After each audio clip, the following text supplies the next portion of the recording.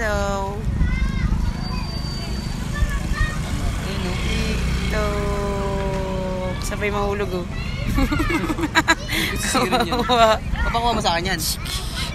Oh, sisirin mo man. Sisirin mo man. Mahulog yan, papakuha mo sa akin. Oo, sisirin mo. Kukunin yun. Susuirin mo.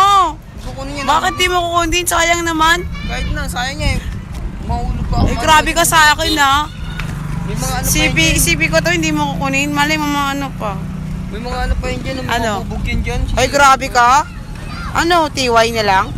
Ano, magubutabad ako dyan? Hindi ka masanabing magbad ka. Sabi ko lang, sisirin mo, kukunin mo. Hindi ka naman nakadamit ha. Eh, pag uwi ko nakabasa. At least nakuha mo yung cellphone. Hindi wow. Kung saan siya nahulog, doon mo dapat kunin. Pero dapat hindi mo hapakan. Kasi baka Sira. Basa. Oo, hindi. Hindi nagagana yan. Hindi, maano mo dun sa loob. Ilalagay ko lang to sa bigas. Sabi nila, pag nahulog to cellphone mo, ilalagay mo lang to sa bigas. Hindi rin.